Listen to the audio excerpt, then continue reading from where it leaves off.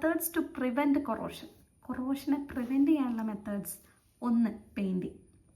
Okay, അപ്പോൾ applying a layer of paint on metal objects create a physical barrier that prevents the metal from coming into direct contact with air and moisture. അപ്പോൾ ഈ ഒരു paint എന്തായിട്ടാണ് work ചെയ്യുന്നത്?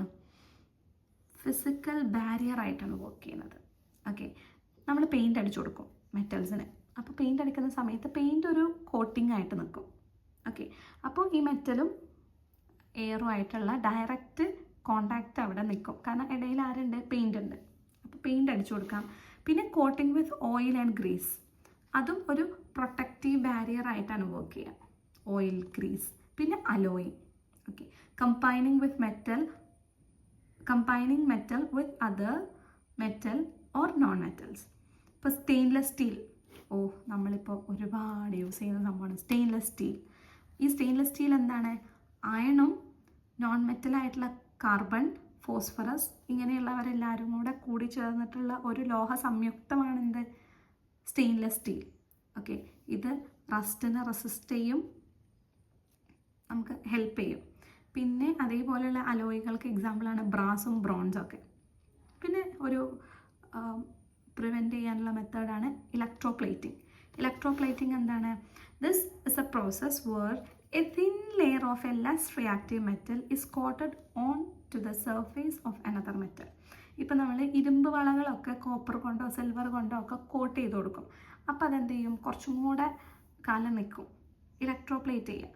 അപ്പോൾ നമ്മൾ less reactive ആയിട്ടുള്ള metals അല്ലേ, silver, gold, platinum, ഇതിനൊക്കെ നമ്മൾ എന്ത് ചെയ്യും? ഒരു കോട്ടിങ് കൊടുക്കും. ഇവരുടെ തിൻ ലെയർ കോട്ട് ചെയ്ത് കൊടുക്കും. നമ്മൾ പെയിൻ്റ് അടിക്കുന്ന പോലെ. പെയിൻറ്റ് അടിക്കുമ്പോൾ അത് വേറെ മെറ്റീരിയലാണ്. ഇലക്ട്രോപ്ലേറ്റിങ്ങിൽ നമ്മൾ ഒരു thin layer of less reactive മെറ്റൽസിൻ്റെ കോട്ടിങ് കൊടുക്കും. അപ്പോൾ എഗെയിൻ അവരെന്ത് ചെയ്യില്ല? അവർ റിയാക്ട് ചെയ്യില്ല. അപ്പോൾ റിയാക്ട് ചെയ്യാത്ത സമയത്ത് നമ്മുടെ ഉള്ളിലുള്ള അയൺ ബാങ്കിൾ അല്ലെങ്കിൽ എന്താണോ അത് അവിടെ പ്രൊട്ടക്റ്റഡായി. ഓക്കെ, അതാണ് ഇലക്ട്രോപ്ലേറ്റിംഗ് എന്ന് പറയുന്നത്. ആറന്മുള കണ്ണാടി നിങ്ങൾ കണ്ടിട്ടില്ലേ? നമ്മൾ കണ്ടിട്ടില്ലെങ്കിലും എന്തായാലും കേട്ടിട്ടുണ്ടാവും.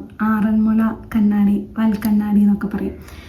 അതിൽ നമ്മളൊരു സീക്രട്ട് അലോയാണ് ഉപയോഗിക്കുന്നത്. അതായത് ആറന്മുള കണ്ണാടിയാണെങ്കിലും അതിൽ നമ്മൾ മിറർ ആയിട്ട് യൂസ് ചെയ്യുന്നത് ഗ്ലാസ് അങ്ങനത്തെ സംഭവമല്ല.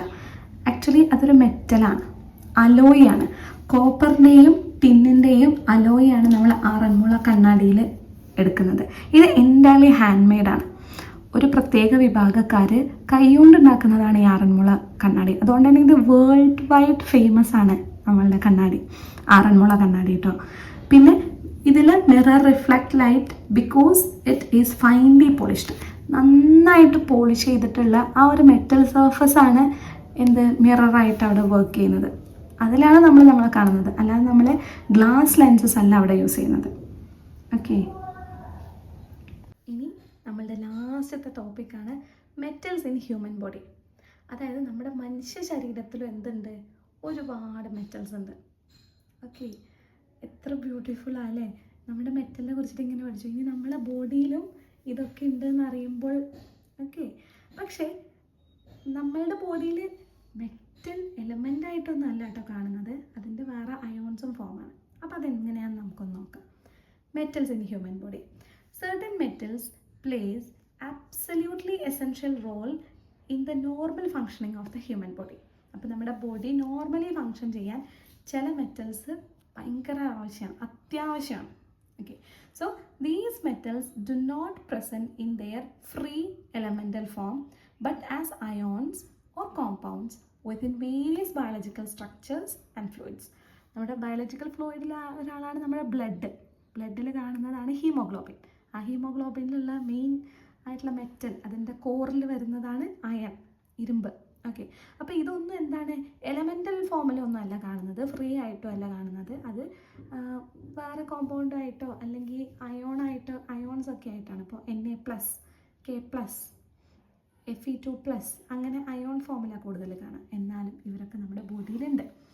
Human body do not synthesize these metallic elements, so they must be obtained through a balanced diet in sufficient quantities.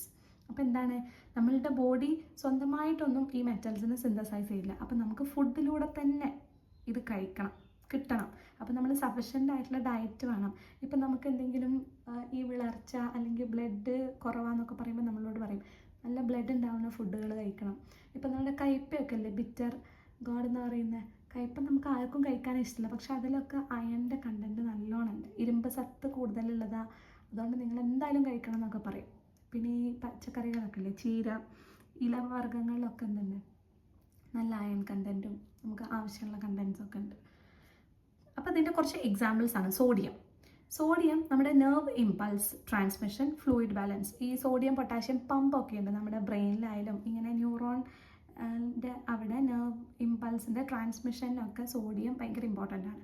പിന്നെ ഫ്ലൂയിഡ് ബാലൻസിനും അതേപോലെ തന്നെ സോഡിയം പൊട്ടാഷ്യമാണ് ആ ഒരു പമ്പിലൊക്കെ വർക്ക് ചെയ്യുന്നത്. നമുക്കതിൻ്റെ ഡീറ്റെയിൽ ഒന്നുമില്ല, ജസ്റ്റ് മിസ് കുറച്ച് എക്സാമ്പിൾസ് പറയുന്നതേ ഉള്ളൂ. പൊട്ടാഷ്യം എന്താ ചെയ്യുന്നത്, എഗെയിൻ നെർവ് സിഗ്നലും മസിൽ കൺട്രാക്ഷനൊക്കെ ഹെൽപ്പ് ചെയ്യുന്നത് പൊട്ടാഷ്യമാണ്. പിന്നെ വരുന്നതാണ് കാൽഷ്യം. ഓക്കെ, നമ്മുടെ എല്ലുകൾക്ക് വേണ്ടതാണ് കാൽഷ്യം. നമ്മൾ നോർമലി പറയും കാൽഷ്യം ഇല്ലാഞ്ഞിട്ടാണ് അത് നമ്മുടെ പല്ലിനൊക്കെ പ്രശ്നങ്ങൾ വരുമ്പോൾ, എസ്പെഷ്യലി ഈ കുഞ്ഞു കുട്ടികളിലായാലൊക്കെ കാൽഷ്യത്തിൻ്റെ കുറവുണ്ടെങ്കിൽ അവരുടെ പല്ലിലൊക്കെ അത് ബാധിക്കും. സോ നമ്മുടെ ഹ്യൂമൻ ബോഡിയിൽ ഏറ്റവും കൂടുതൽ കാണുന്നത് കാൽഷ്യമാണ്. Most abundant metal in the human body provide strength to bones and teeth forming main mineral component of these structures. അപ്പോൾ പല്ലിനും എല്ലിനും ഒക്കെ വേണ്ടതാണ് കാൽഷ്യം. പിന്നെ iron key component of haemoglobin protein found in RBC. അപ്പോൾ നമ്മുടെ റെഡ് ബ്ലഡ് സെൽസിൽ കാണുന്ന പ്രോട്ടീനാണ് ഹീമോഗ്ലോബിൻ. ഈ ഹീമോഗ്ലോബിനിലെ മെയിൻ കോമ്പണൻ്റ് ആണ് അയൺ. പിന്നെ കൊബാൾട്ട്, സിങ്ക്, അങ്ങനെ പല എലമെൻറ്റ്സും നമ്മുടെ ബോഡിയിലുണ്ട്. അപ്പോൾ ഇത്രയാണ് നമ്മളുടെ മെറ്റൽസ് ആൻഡ് നോൺ മെറ്റൽസ് എന്നുള്ള chapter. Hope you are okay with it. നിങ്ങൾക്ക് ഡൗട്ട്സ് ഉണ്ടെങ്കിൽ ചോദിക്കുക, കമൻറ്റ് വിടാം.